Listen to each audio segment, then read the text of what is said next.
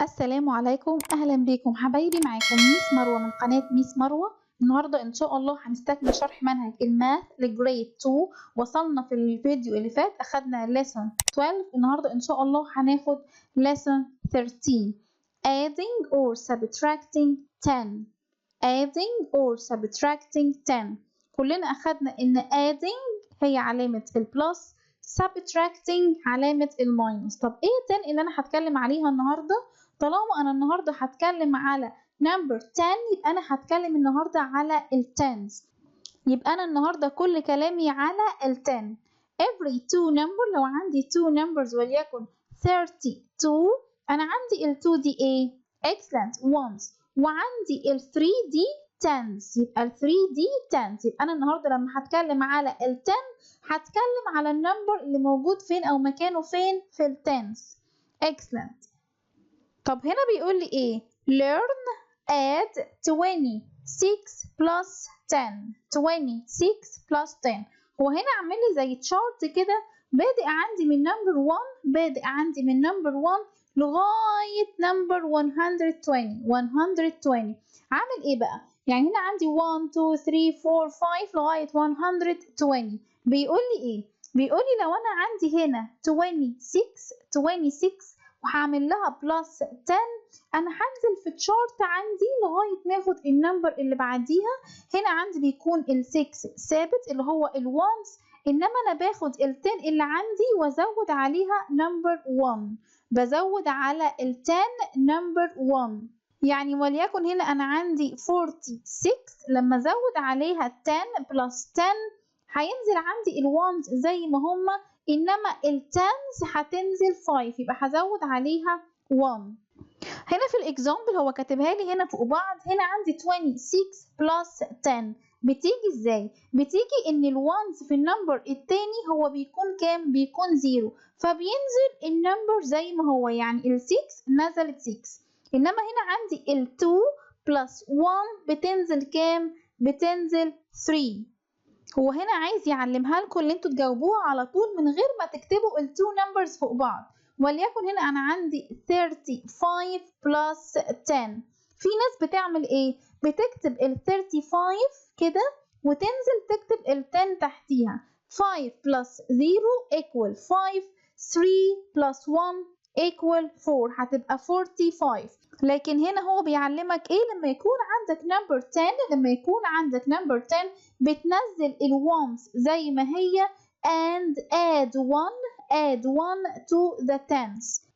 3 plus 1 equal 4. يعني هو عايز يعلمها لك اللي انت كده ايه تحلها كده على طول من غير ما تكتب ال two numbers تحت بعض.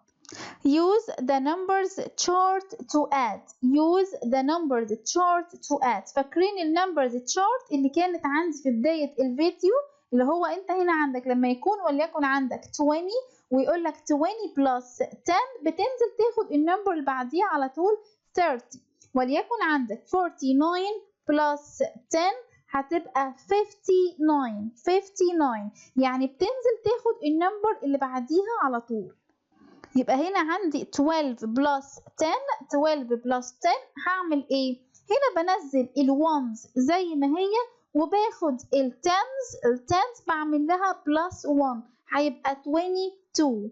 لكن في حد هيسألني يا ميس مروة هو في مشكلة وانا كتبتها كده، كتبت 12 بلس 10 وقلت 2 بلس 0 equal 2، 1 بلس 1 equal 2؟ لا كده صح. انما هو في الطريقه دي بيحاول يعلمها لك ان انت تحلها على طول من قبل حتى ما تكتبها بالورقه والقلم.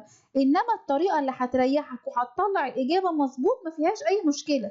يعني لو انت هنا قلت 47 بلس 10، طب انا هنا عندي 10 يبقى انا بنزل على طول الوانز زي ما هي وباخد ال4 بعمل لها بلس 1.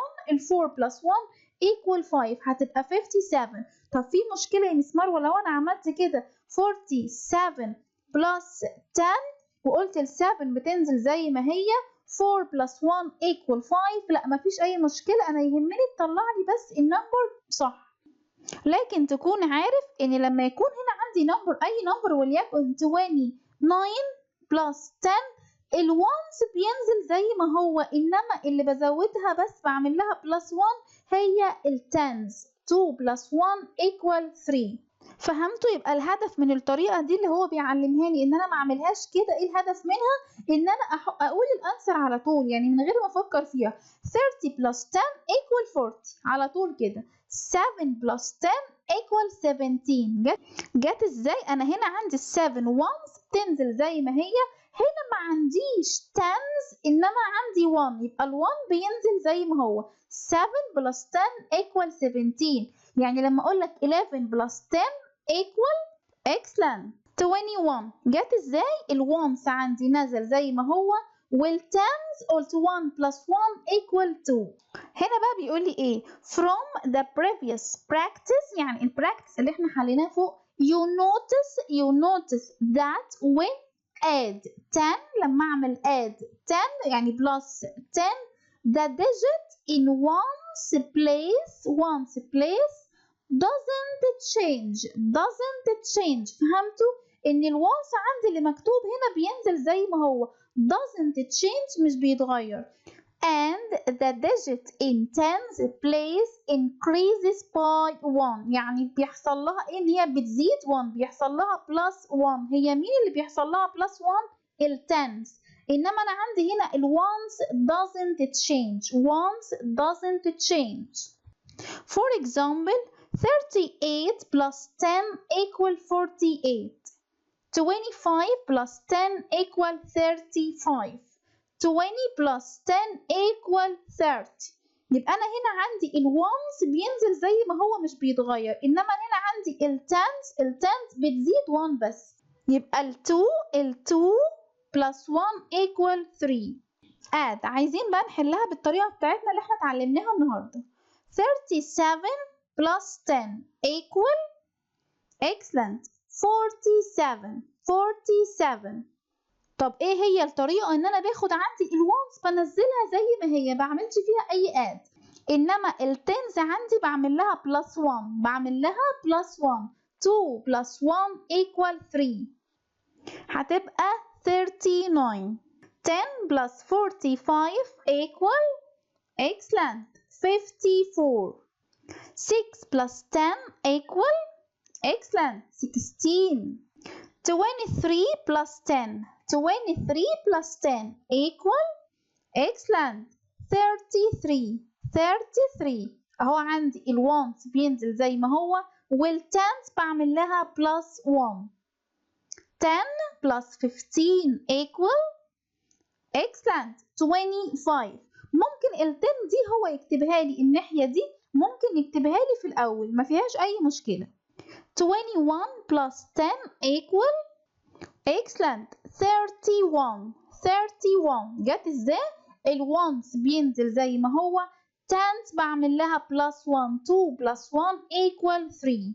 طب يبقى أنا الجزء اللي فوق ده لما كنت بعمل إيه؟ لما كنت بعمل adding 10.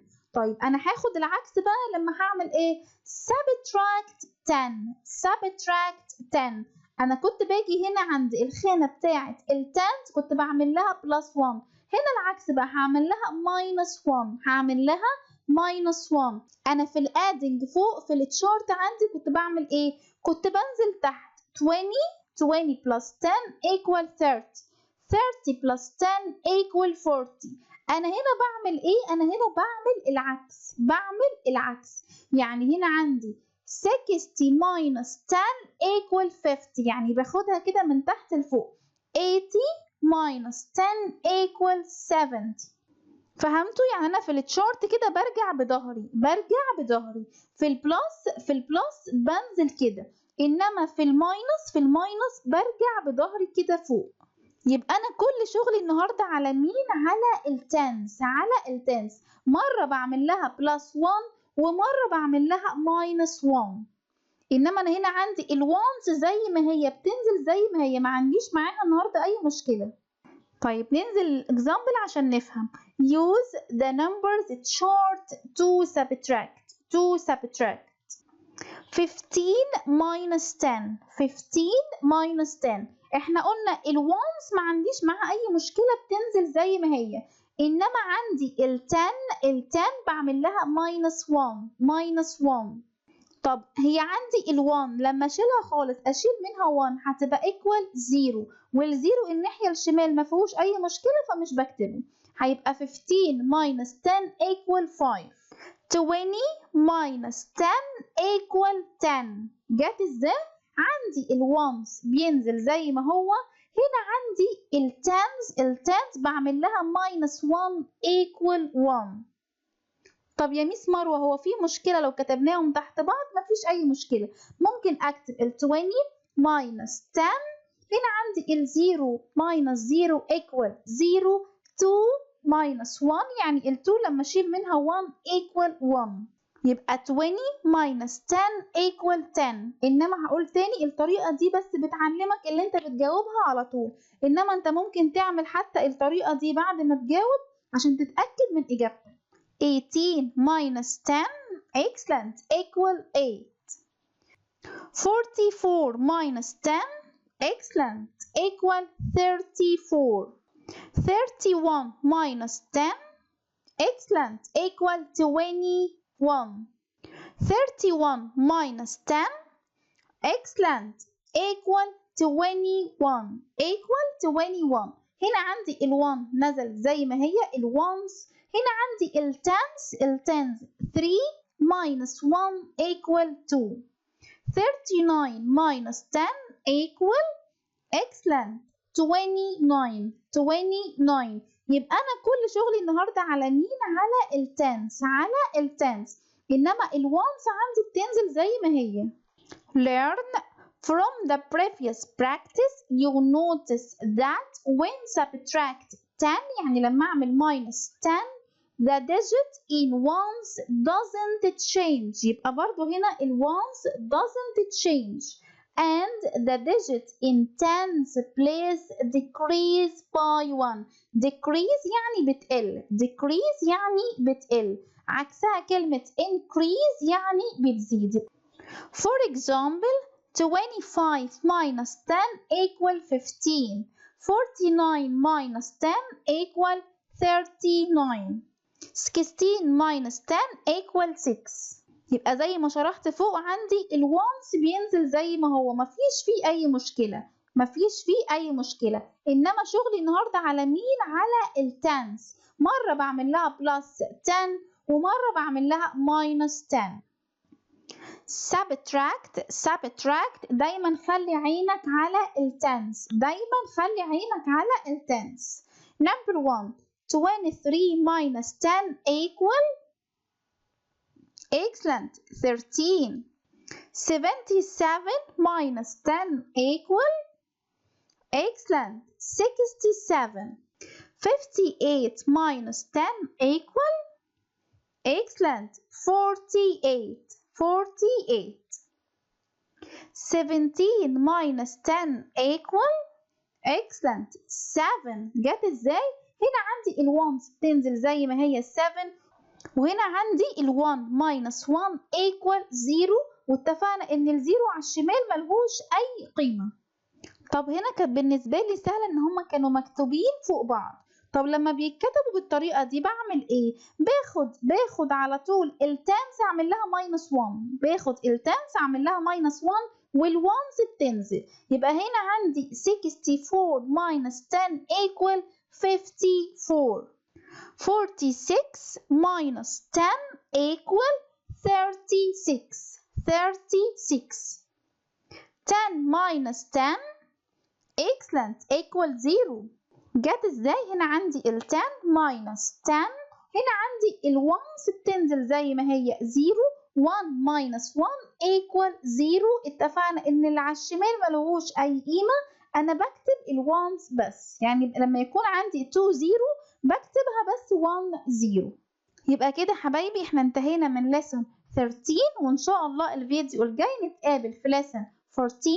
ما تنسوش اللايك والشير والسبسكرايب، وشكرا واشوفكم الفيديو اللي جاي.